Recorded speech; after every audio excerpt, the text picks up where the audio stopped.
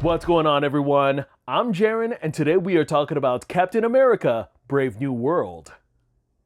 In the latest installment of the MCU, we follow Sam Wilson as the new Captain America as he finds himself in the middle of an international incident and must discover the motive behind a nefarious global plan. This marks the fourth installment to the standalone Captain America legacy, where we have Sam Wilson, who is played by Anthony Mackie, taking up the mantle and representation of the Shield. Amongst the Disney Plus spin-offs and TV shows, The Falcon and the Winter Soldier was actually one of my favorites of that bunch, that I actually breezed through those 6 episodes in one day. Now, I felt a little bitter towards Disney because with a story like this, with Sam Wilson taking up the role of Captain America, I thought that should have been the first movie instead of just the TV show. And I thought it was just a very pivotal story for the character where he is just struggling to fill in the shoes of Steve Rogers post-Endgame. While this movie was in production, there were many articles and headlines that were indicating that they were running into numerous amounts of delays and issues, some of that including rewrites, recastings, reshoots, an inflated budget, conservatives' opinion about Anthony Mackie, and an agitated Harrison Ford only just drove a lot of the worrisome and just concerns involving how the final product was going to come out. Before actually seeing the movie for myself, I read and listened to some of my fair share of positive and mixed opinions about this movie, only to go in a complete 180 turn to see that there was a lot of harsh and negative words to say about this one. And I am not too sure if we saw the same movie because I was satisfied with what we got, but that goes without saying, the movie does have its flaws. Starting out with the positives, I was tremendously pleased that this installment brought us back to the more conspiratorial vibes of The Winter Soldier, where the tone is a lot more serious and grounded compared to the rest of the MCU, that even to some degree I was kind of rattled by the gunplay.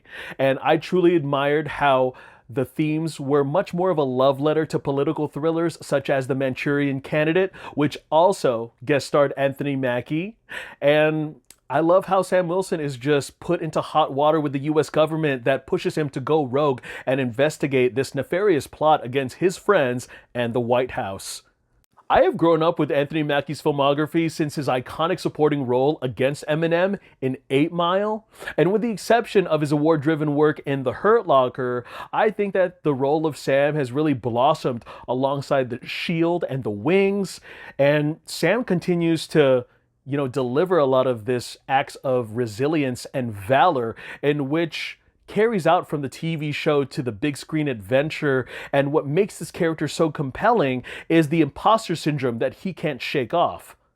This is an ongoing struggle from the TV show to the movie where Sam really goes back and forth on whether he should or shouldn't have taken the super soldier serum like Steve, like Bucky, like Isaiah, and he thinks that he could save the world with his best intentions without being so much of an enhanced individual. And I kind of think that goes one way or the other because he does have a lot at his arsenal because, he's got the wings, he's got the shield, and his whole armor is basically made from like Wakandan material to the point where, are you really complaining that you need superpowers because you got the good stuff? But I really do respect the fact that we actually do get one good fight sequence where he doesn't have his armor, where he's giving it all that he's got. Lightly introduced in The Falcon and the Winter Soldier is Danny Ramirez, who plays Joaquin Torres, aka the new Falcon.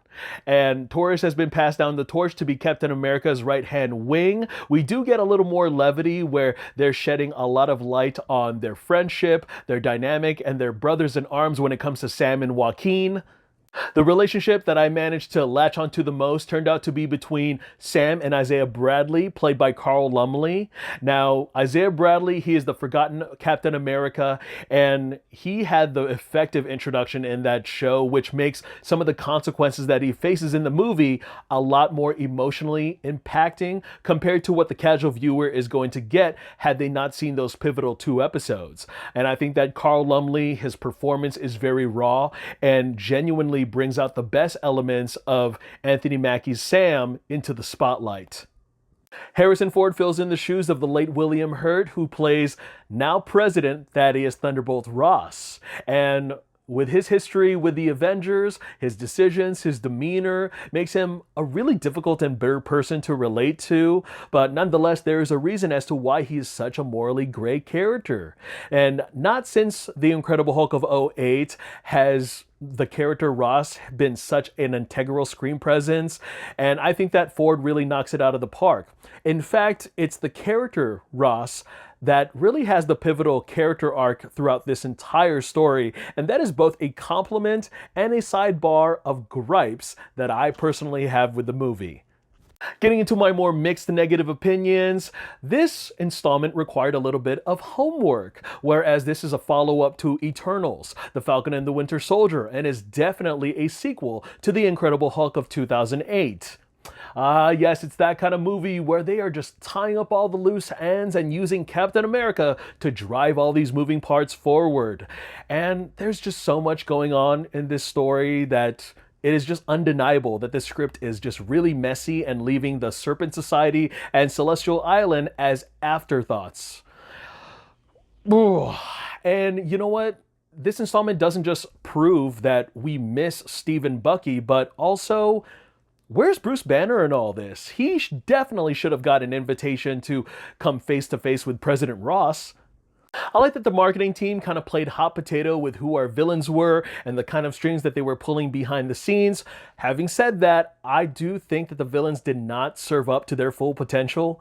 One example being Giancarlo Esposito, who was added in very last minute as the character Sidewinder, who was part of the whole section of reshoots of the Serpent Society and their involvement in the plot. And then we have Tim Blake Nelson, who reprises his role as Samuel Stearns, aka the leader. He didn't have too much to do. He was somewhat of the mastermind, pun intended, and there was a little bit of weight to his voice, which is somewhat calming and menacing.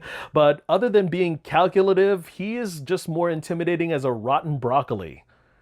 I really do wish they kept the Red Hulk completely away from the marketing, but I get it. They had to sell tickets, they had to get butts into seats and give away the highlight of the film. And I just think that the action in the first half of the movie was very mediocre by comparison, up until we get to the last two action set pieces where Cap and Falcon are in aviation mode, and then we have the showdown with Red Hulk in DC.